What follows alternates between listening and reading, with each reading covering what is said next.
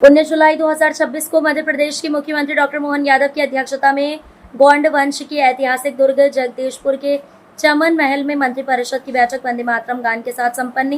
बैठक में लिए गए निर्णयों की जानकारी मुख्यमंत्री ने पत्रकारों को देते हुए कहा कि सरकार समानता, न्याय, सुशासन और जनकल्याण के संकल्प के साथ प्रदेश के विकास को नई दिशा दे रही है। कैबिनेट ने ऐतिहासिक निर्णय लेते हुए मध्य प्रदेश समान नागरिक संहिता 2026 विधेयक को विधानसभा में प्रस्तुत करने के लिए अनुमोदित किया। इसके साथ ही निरसन विधेयक, राजमार्ग संशोधन, अग्निशमन एवं आपातकालीन सेवाएं, निजी विश्वविद्यालय संशोधन, धन्वंतरी स्वास्थ्य विश्वविद्यालय, आयुर्विज्ञान विश्वविद्यालय संशोधन, मध्य प्रदेश श्रम शक्ति संहिता 2026 तथा ईज ऑफ डूइंग बिजनेस विधेयक सहित 8 अन्य महत्वपूर्ण विधेयकों को भी आगामी विधानसभा सत्र में प्रस्तुत करने की स्वीकृति दी गई। जन स्वास्थ्य को सर्वोच्च प्राथमिकता देते हुए मंत्रिपरिषद ने प्रदेश की 73 स्वास्थ्य संस्थाओं के उन्नयन के लिए 776.13 करोड़ रुपए स्वीकृत किए गए। साथ ही 1600 नियमित 71 संविदा पदों के सृजन तथा 560 आउटसोर्स कर्मचारियों की नियुक्ति को मंजूरी दी गई, जिससे प्रदेशवासियों को गुणवत्तापूर्ण और सुलभ चिकित्सा सुविधाएं उपलब्ध होंगी। मुख्यमंत्री ने कहा कि जगदीशपुर की ऐतिहासिक धरती से लिए गए ये निर्णय सामाजिक समरसता, बेहतर स्वास्थ्य सेवाओं, सुशासन तथा निवेश अनुकूल वातावरण को मजबूत करते हुए विकसित मध्य प्रदेश के संकल्प को नई गति प्रदान करेंगे। कैबिनेट के लिए आज का दिन कई कारणों से बहुत महत्व का है। आज मध्य प्रदेश समान नागरिक संहिता 2026 के विधेयक का अनुमोदन कैबिनेट के माध्यम से हुआ है और ये मध्य प्रदेश निरसन विधेयक 2026 का अनुमोदन हमारे लिए राज्य के अंदर क्या राम क्या रहीम सबकी बराबरी का मौका देने वाला एक बड़ा नियम लग रहा है, जिसके कारण से हमने अपनी इस अधिनियम को लागू करने के पहले वैसे तो विधानसभा में एक्ट पारित हो जाता, लेकिन आम जनता से जुड़ कर के बातें पहुंचाने के लिए लगभग 2 महीने पहले हमने अपनी समान नागरिक संहिता की लेकर के माननीय सुप्रीम कोर्ट की पूर्व न्यायाधीश रंजना देसाई जी की अध्यक्षता में कमेटी का गठन किया। कमेटी के गठन के माध्यम से हमने अपने 51 जिलों में जन परामर्श बैठकें संपन्न की। 10 संभाग में वो बैठकें हुई और भोपाल में भी राज्य स्तरीय परामर्श हुआ।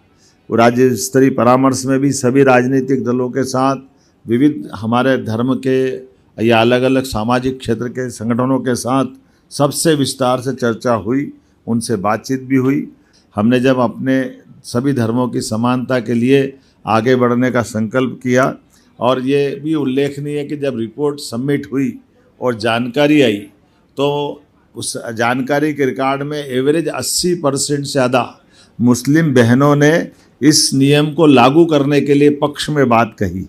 ये भी हमारे लिए उल्लेखनीय है कि रिकॉर्डेड आंकड़ा 76% का है, लेकिन एवरेज 80% मुस्लिम बहनों ने कहा कि एक समान कानून लगना चाहिए और 40% मुस्लिम भाइयों ने भी कहा है।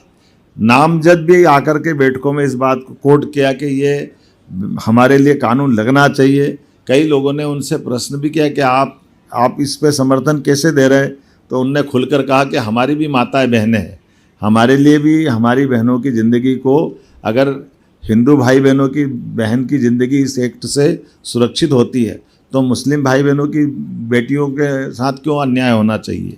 ऐसे करके सभी क्षेत्रों में सभी प्रकार से एक बात उल्लेखनीय है कि हमारे द्वारा इसमें लगभग 3.49 करोड़ SMS भी भेजे गए। हम जनता के अंदर नीचे तक जितनी बात पहुंचा सकते थे हमने सभी संचार साधनों का, सोशल मीडिया का, प्रिंट मीडिया का, इलेक्ट्रॉनिक मीडिया का, यहाँ तक कि कार्यक्रमों के अंदर होने वाली सभाओं में भी इस विषय को नीचे तक उतारने का सभी मंत्रियों के साथ, मेरे स्वयं सहित सभी संगठनों के साथ हमने ये बातें नीचे पहुंचाई। जैसा मैंने बताया कि लगभग 10 लाख प्रतिक्रिया हमको इसके माध्यम से प्राप्त हुई और जब ये धीरे धीरे करके चारों तरफ से हमारी बातों का समापन की तरफ हम आए तो आज मुझे इस बात की प्रसन्नता है, 70 साल के इतिहास में ये युगांतकारी क्षण है जिसकी साक्षी 8.5 करोड़ जनता बन रही है। जब हम मध्य प्रदेश की धरती पर समान अधिकार, समान अवसर, समान नागरिक, समान न्याय के स्वर्णिम चतुर्भुज के उदय की तरफ बढ़ रहे हैं। आज मध्य प्रदेश की कैबिनेट ने समान नागरिक संहिता विधेयक 2026 को सहर्ष सर्वानुमति से स्वीकृति प्रदान की है। मैं हमारे सभी माननीय मंत्रिमंडल के साथियों के साथ आप सबको भी बधाई देना चाहूँगा। इस विधेयक को 20 जुलाई 2026 से प्रारंभ हो रहे विधानसभा के सत्र में रखने के लिए हमारी कैबिनेट की अनिवार्यता की बाधा या उसकी मदद से हमने इस दिशा में आगे कदम बढ़ाया है। ये बात सही है कि भारतीय संस्कृति में समानता का भाव सर्वे भवन्तु सुखिनः सर्वे सन्तु निरामया ये वेद वाक्य के उद्घोष के साथ होता आया है। हमारे लिए समानता भारतीय संस्कृति का, भारतीय संस्कारों का सदैव अभिन्न अंग रहा है। ऋग्वेद में भी कहा गया है, हमारे संकल्प समान हो, हमारी सोच समान हो, हमारी संवेदना समान हो, ताकि हम सब एकता, समरसता और सद्भाव के प्रतिमान स्थापित करें। माननीय प्रधानमंत्री जी ने भी 2047 के विकसित भारत के निर्माण के लिए जो घोषित वाक्य है जन जन की जुबान पे चढ़ा हुआ है, सबका साथ, सबका विकास, सबका विश्वास, सबका प्रयास। ये जो बात है, ये मंत्र है, ये ही इसकी पहली शर्त है कि समाज में बिना किसी भेदभाव के सबको अपना अधिकार मिले और कानून सभी के लिए बराबर रहे। मुझे इस बात की प्रसन्नता है, जब परमात्मा और प्रकृति इंसानों के बीच भेद नहीं करती तो ये भेद करने का अधिकार आखिर आया कहाँ से। मैं संविधान निर्माता डॉक्टर बाबा साहब भीमराव अम्बेडकर के चरणों में भी नमन करता हूँ। संविधान के अनुच्छेद 14 और 44 में समान नागरिक संहिता समान अधिकार एवं समान अवसर का मार्ग प्रशस्त करती है। माननीय प्रधानमंत्री जी श्रीमान नरेंद्र मोदी जी के नेतृत्व में हमने संकल्प लिया है कि हम ऐसा कानून लाएंगे जिसमें राम, रहीम, रविंदर और राबिन सब एक समान हो। मुझे बेहद प्रसन्नता है डॉक्टर श्यामा प्रसाद मुखर्जी द्वारा दिया गया ऐतिहासिक नारा एक प्रधान, एक निशान, एक विधान मध्य प्रदेश की धरती पर साकार होने जा रहा है। समान नागरिक संहिता की तैयारियों के संबंध में केवल आपको संक्षेप में बताना चाहूँगा। समान नागरिक संहिता वर्ष 1961 में पहली बार गोवा राज्य में लागू हुई थी। उसके बाद 2025 में उत्तराखंड, 2026 में गुजरात और तत्पश्चात असम की विधानसभा में इसको पारित करने की पहल हुई है। दिनांक 27 अप्रैल 2026 को माननीय न्यायमूर्ति रंजना प्रकाश देसाई की अध्यक्षता में 7 समिति सदस्यों का गठन किया गया था, जिस समिति में प्रतिष्ठित शिक्षाविद, कानूनविद, सामाजिक कार्यकर्ता, प्रशासनिक अधिकारी सभी कुछ सम्मिलित हुए थे और प्रचलित कानूनों का अध्ययन किया गया। समान नागरिक संहिता के अन्य राज्यों के मॉडल का भी अध्ययन किया गया। जन परामर्श बैठकों का आयोजित कर सभी हित पक्षों से सुझाव भी लिए गए। जन परामर्श हेतु एक पृथक वेब पोर्टल तैयार करके 22 मई 2026 को इसको पब्लिक में लॉन्च किया गया। महत्वपूर्ण आंकड़े, जैसा मैंने बताया कि लगभग 3,49,00,000 SMS हमने जनता के बीच दिए हैं। समिति को वेब पोर्टल पे लगभग 10 लाख, एक्चुअल संख्या देखो तो 9,58,675 सुझाव प्राप्त हुए। जन परामर्श के लिए जिला स्तर, राज्य स्तर पर 50 से अधिक बैठकों का आयोजन किया गया। बैठकों में 1,134 से अधिक सुझाव प्राप्त हुए। सुझावों का संख्यात्मक सार इस प्रकार से है: 93.54 93.54% नागरिकों ने इस प्रदेश में समान नागरिक संहिता लागू करने का समर्थन किया। लगभग 94% लोगों ने इसका समर्थन किया, ये उल्लेखनीय है। 92.20 अर्थात 92.20% नागरिकों ने माना कि सभी समुदाय में महिला और पुरुषों के लिए समान कानून होना चाहिए। 91.32 लोगों ने माना कि समान नागरिक संहिता से भेदभावपूर्ण तलाक कानूनों को समाप्त करना चाहिए, जो कि एक लिंग की दूसरे को अधिक लाभ देने की दिशा में गलत कदम उठाती है। 92.66 92.66% लोगों ने इस बार भी सहमति दी है कि सभी समुदायों को महिला और पुरुषों की संपत्ति में भी समान अधिकार मिलना चाहिए। ये सभी प्रकार से अलग अलग क्षेत्रों को जोड़ करके इसमें बात रखी गई है। 90.96% लोगों ने माना कि व्यक्तिगत कानूनों के कारण नागरिकों को कानूनी जटिलताओं का सामना करना पड़ता है, इसलिए इससे मुकाबला करने के लिए एक समान नागरिक संहिता लागू करना चाहिए। 86.78% लोगों ने कहा कि समान नागरिक संहिता को मौलिक अधिकारों का उल्लंघन किए बिना लागू किया जा सकता है। लेकिन समान नागरिक संहिता, इसके जो 4 महत्वपूर्ण पिलर्स है, ये चारों पे मैं बात करना चाहूँगा।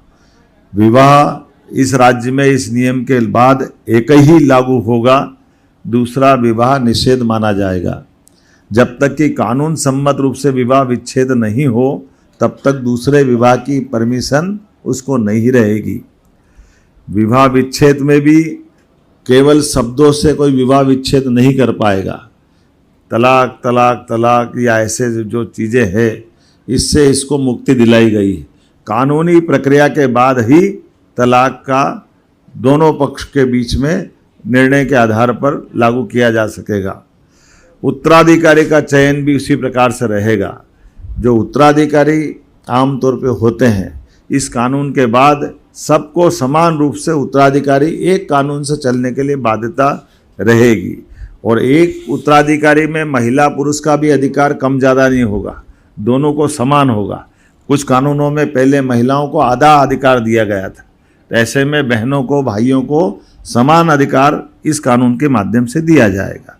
इसी प्रकार से ये जो एक नई प्रथा है, उस प्रथा में जो भी सिस्टम है, तो अगर आप लिव इन रिलेशन रखना चाहते हैं तो उसमें भी आपको आयु सीमा के अंदर ही 1 महीने से कम समय में पंजीकरण रजिस्ट्रेशन के बाद रहने की छूट है, चाहे जो नहीं रह सकेगा। तो 21 साल का पुरुष और 18 साल से बड़ी महिला या बहन जो भी होगी वो अंदर आएंगे। और इसमें भी अगर उनका विवाह हुआ है तो इसमें इस दायरे से वो बाहर हो जाएगी, जब तक कि वो सारी प्रक्रिया विवाह संबंधी कोई अपना उस प्रकार के कोई बाधा उनके जीवन में अगर आ रही तो वो इससे नहीं रहेंगी। स्वैच्छिक रूपता को थोड़ा इसमें रोका गया है। समान नागरिक संहिता में युगांतकारी प्रभाव, खास करके धार्मिक स्वतंत्रता, ये सभी धर्मों का सम्मान करने वाला कानून है। इसमें किसी धर्म को नीचा नहीं दिखा रहा है, क्या हिंदू, क्या मुसलमान, क्या ईसाई, क्या पारसी, सभी धर्मों का समान सम्मान करने के लिए कानून को लगाया गया है। महिलाओं के लिए भी सभी प्रकार की बहनों के लिए समान रूप से उनकी गरिमा और सम्मान का भी ध्यान या उनके सम्मान की रक्षा करने के लिए ये नारी सशक्तिकरण की दिशा में उल्लेखनीय कदम है। भेदभावपूर्ण प्रथाएं जो चलाई गई थी, बहुत सारे प्रकार की, जो उन सारी प्रथाओं को रोकने का प्रयास किया है। आदिवासी अंचल, हमारे जो अनुसूचित जनजाति या संरक्षित रूढ़िगत आधार वाले व्यक्ति समूह जो हमारे घुमंतु अर्धघुमंतु आते हैं, उनको इसमें अपवाद रखा गया है, उसको इस दायरे से इतर रखा गया है। सभी धर्मों की बात मैंने कही कि सभी धर्मों के लिए एक समान शर्त है। धार्मिक समारोह, अनुष्ठान, रीति रिवाज अलग अलग हो सकते हैं, उसमें कोई बाध्यता नहीं है कि वो एक जैसी मानना है। जिसको पूजा करना वो पूजा करे, जिसको बाकी अपने रीति रिवाज का पालन करना, धर्म अनुसार अपने अपने आचरण का, उसको इसमें पूरी छूट दी गई है, उसमें कोई इसमें परेशानी नहीं है। विवाह की न्यूनतम आयु सभी के लिए 21 वर्ष है, महिलाओं की न्यूनतम आयु 18 वर्ष है। इससे वो जो गलत प्रथा थी, यौवन आधारित अलग अलग आयु में विवाह की जो प्रथा थी, वो विवाह की प्रथा को प्रतिबंधित किया गया है। विवाह के लिए रजिस्ट्रेशन सबका होगा। अब ये हम सब गौर करेंगे, विवाह का पंजीयन पंचायत से लेकर के नगरीय निकाय तक, ग्रामीण स्तर में, शहरी स्तर में रजिस्ट्रेशन अनिवार्य रहेगा। एक जीवन साथी के रहते हुए दूसरा विवाह करने की परमिशन नहीं रहेगी, मैंने पूर्व में उल्लेख किया है। ये इस तरह की चीज़ों को अपने यहाँ रोका जाएगा। न्यायालय के बाहर विवाह विच्छेद नहीं किए जा सकेंगे। पुत्र पुत्रियों को समान अधिकार की बात मैंने पहले कर दी है। महिलाओं को संपत्ति में भी हस्तांतरित उसी प्रकार से होंगी जैसे पुरुष को होती है।